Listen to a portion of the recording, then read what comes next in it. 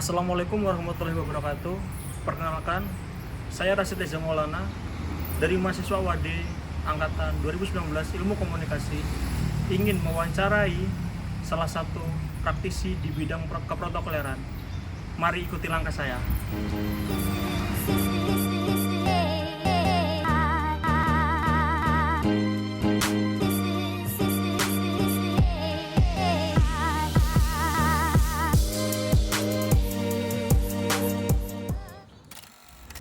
Di sini kami ingin mengajukan beberapa pertanyaan dengan Ibu selaku Ibu Kabak. Yang pertama itu, bagaimana Ibu mendefinisikan peran protokol dalam menjaga keamanan dan ketertiban dalam acara publik, Ibu? Terima kasih atas waktunya. Dengan Mas siapa? Mas Rasid Reza, Ibu. Oh iya, mahasiswa dari Mahasiswa Universitas Ahmad Dahlan. semester 8, Ibu. Oh iya. Ya, terima kasih atas percayaannya pada kami. Kebetulan saya Siti Mudimah dipercaya sebagai Kabak Protokol di Setda Kabupaten Ponorogo. Ya, saya sudah hampir 5 tahun di Kabak Protokol. Kita ada beberapa hal yang bisa saya sharingkan gitu kepada penyengat dan juga kepada teman-teman yang lain terkait dengan keprotokolan. Ya, jadi keprotokolan itu sebenarnya ada regulasinya, Undang-Undang Nomor 9 Tahun 2010, dan secara garis besar tentang keprotokoleran ini sebenarnya hanya mengatur 3 hal: tata tempat, tata upacara, dan tata penghormatan. Tetapi pada saat sebuah acara atau ada tamu kenegaraan dan sebagainya, berlangsung sebuah acara, itu 3 hal ini sebenarnya kemudian menjadi sesuatu yang boleh dikatakan tidak simpel, gitu. Tidak simpel, banyak hal yang harus dilakukan, banyak hal yang harus dikomunikasikan. Kalau tadi disampaikan bagaimana caranya keprotokoleran dalam menjaga keamanan, ketertiban gitu ya dalam sebuah acara. Kita melihat acara itu sendiri, konsepnya itu acara yang seperti apa. Karena yang terkait dengan regulasi ini sebenarnya memang lebih mengatur kepada acara kenegaraan dan resmi gitu, ke situ. Tapi kalau acara-acara yang kemudian sifatnya tidak begitu resmi, itu ya mungkin akan ada improvisasi terkait dengan regulasi yang dipakai. Kemudian konsep acara itu sendiri, lingkupnya apakah itu lokal, apakah kemudian nasional atau internasional, itu juga menjadi pertimbangan tersendiri atau perlu persiapan yang berbeda-beda.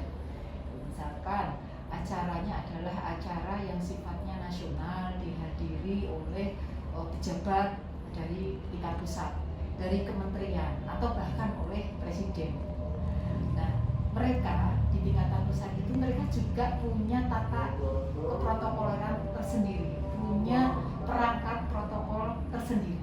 Kemudian kami yang di daerah juga ada. Nah, ini pada saat di persiapan itu harus ada komunikasi, harus ada koordinasi, sehingga apa yang menjadi pegangannya mereka di keprotokolerannya RI 1 atau di kementerian gitu ya, itu bisa nyambung dengan ya termasuk juga terkait dengan keamanan dan ketertibannya.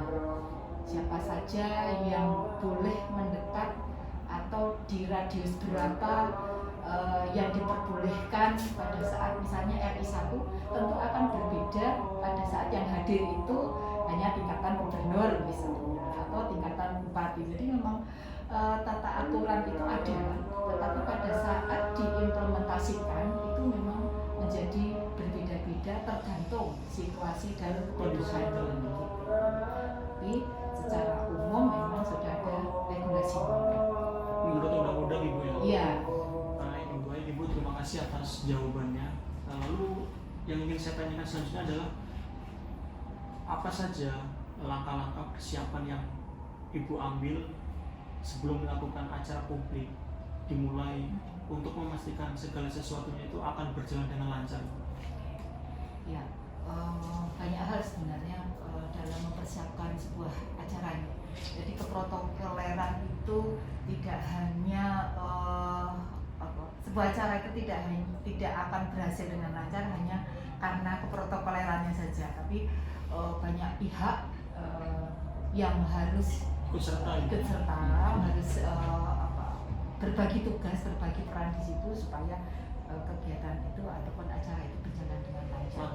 Ya, jadi langkah-langkahnya ya tentu saja harus, yang pertama itu mengkoordinasi dan komunikasi yang penting ya, walaupun itu hal yang mudah dikatakan tapi susah untuk dilakukan gitu. Benar. Koordinasi iya, tetapi belum tentu nanti hasil dari koordinasi itu semuanya bisa berjalan dengan baik kalau masing-masing tidak punya komitmen gitu. Artinya dari koordinasi itu kemudian akan ada pemetaan kegiatannya itu sebenarnya membutuhkan apa saja, membutuhkan sarana prasarana, personalnya berapa, berbagi tugasnya seperti apa. Dan apabila hal-hal tersebut sudah dikoordinasikan, sudah dikomunikasikan, sudah dipetakan, ya tentu saja nanti akan berjalan dengan lancar apabila masing-masing dari yang terlibat di dalam sebuah acara itu memegang komitmen masing-masing. Artinya berjalan sesuai dengan peran yang sudah disepakati. Ya, artinya kalaupun di depan acaranya sudah direncanakan dengan sedemikian detail tapi ada satu saja yang kemudian meninggalkan atau tidak menjalankan, bisa jadi akan berimplikasi pada hal yang tidak baik terhadap berjalannya acara tersebut. Baik Ibu, terima kasih atas jawabannya. Lalu yang selanjutnya, di dalam mengelola tamu Ibu dan peserta acara, bagaimana Ibu menyikapi dan menangani situasi yang memungkinkan berpotensi mempengaruhi keamanan acara? Ya, ini juga sesuatu hal yang secara teori mungkin mudah, kemudian dari awal juga pemetaan mungkin sudah, tetapi pada saat di pelaksanaan itu juga butuh jam terbang yang cukup tinggi untuk teman-teman yang membidangi ataupun yang berperan pada keprotokoleran untuk bisa membaca situasi. Bahkan mungkin di sebuah acara yang awalnya kelihatan tenang-tenang saja, ternyata di situ menyimpan sesuatu yang ternyata menimbulkan konflik. Ya, jadi memang butuh jam terbang untuk bisa ataupun butuh pengalaman untuk bisa melihat, mengamati apakah kegiatan ini akan berjalan dengan baik atau tidak. Kemudian terkait dengan bagaimana menangani situasi yang berpotensi konflik. Jadi memang mungkin dari tema yang diambil di dalam sebuah acara itu pun sebenarnya mungkin sudah bisa dipetakan terlebih dahulu apakah akan muncul konflik atau tidak. Temanya misalnya tema yang diambil di acara itu adalah tema-tema yang dalam petik sekarang ini ya, ini agak istilahnya mungkin agak bersinggungan dengan politik misalnya, dengan situasi yang seperti sekarang ini kan bisa saja menimbulkan akan ada konflik. Kemudian narasumber yang datang siapa? Narasumbernya juga perlu informasi-informasi yang detail yang dibutuhkan oleh teman-teman yang menyiapkan, terutama di keprotokolerannya, siapa saja yang mau datang, audiennya siapa, temanya seperti apa. Ini menjadi istilahnya informasi awal. Lalu yang selanjutnya ingin kami tanyakan Ibu, menurut Ibu, adakah salah satu tantangan utama di dalam menjalankan tugas protokol dan bagaimana Ibu dapat mengatasinya? Kalau dalam tugas keprotokolan sebenarnya yang mungkin agak sulit ya, pada saat justru bukan acara kenegaraan gitu, yang acara sifatnya tidak begitu resmi gitu. Itu butuh wise gitu ya, butuh sesuatu yang bijaksana untuk melihat gitu. Jadi kadang yang seperti mungkin ini terjadi juga di teman-teman protokolnya RI1 pada saat keprotokolerannya sudah sesuai dengan aturan, sesuai dengan regulasinya, tetapi ternyata pimpinan itu menghendaki untuk ketemu gitu ya, ketemu dengan masyarakat, misalnya seperti itu ya. Kan tidak mungkin kita akan kemudian tidak boleh gitu, sama seperti kami misalnya, kami sudah mengatur bahwa nanti pimpinan acaranya akan seperti ini, setelah dari sini ke sini bertemunya hanya dengan ini. Tetapi pada saat pimpinan itu kemudian mempunyai keinginan gitu ya, selama dalam tanda petik itu masih bisa berjalan dengan lancar, dengan aman, tidak menimbulkan dampak gitu ya, dampak yang signifikan, yaitu tadi memang harus bisa membaca situasi. Itu yang sangat mungkin penting, Bu. Ya, jadi belum tentu seseorang yang secara teori paham betul tentang regulasi undang-undang keprotokolan ini akan menjadi seseorang yang sukses dalam menjalankan perannya, tetapi butuh pengalaman, butuh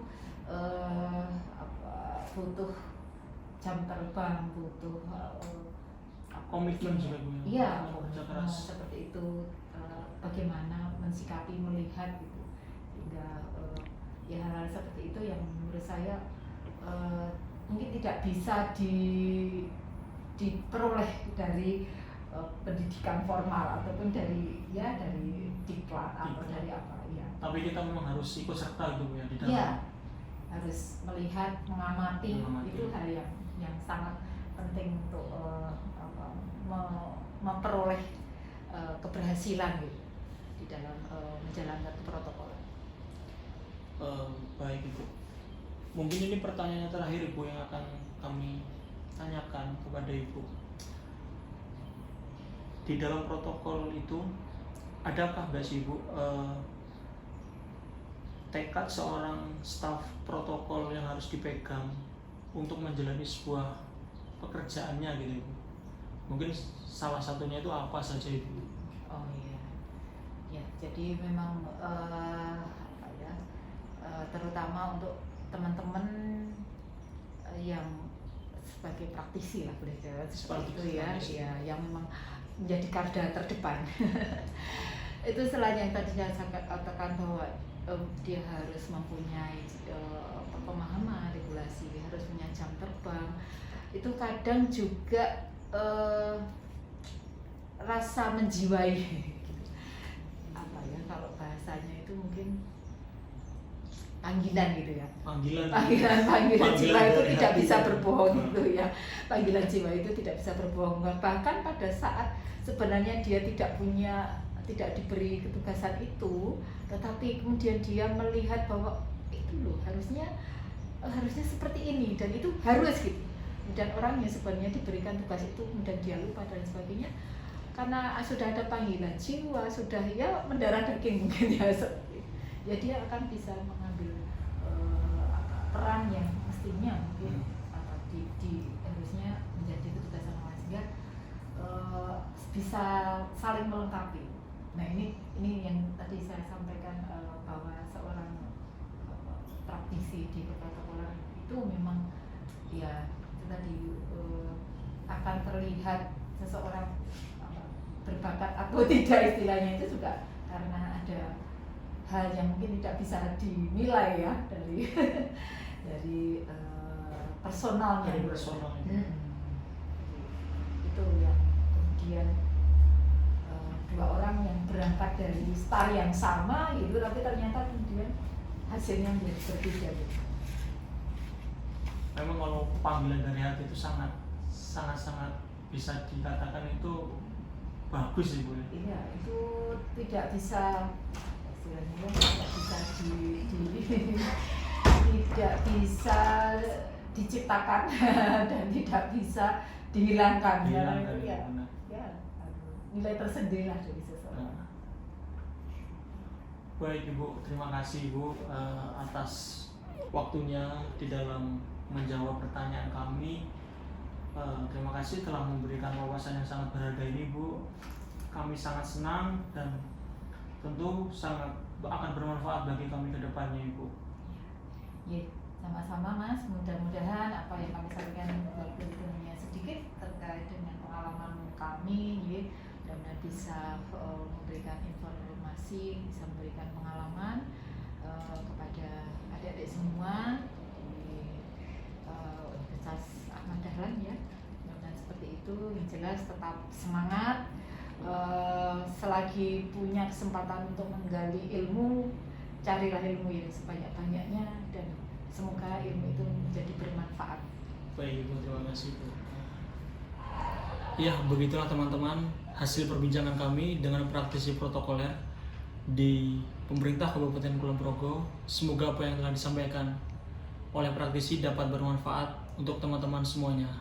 Sekian, wassalamualaikum warahmatullahi wabarakatuh.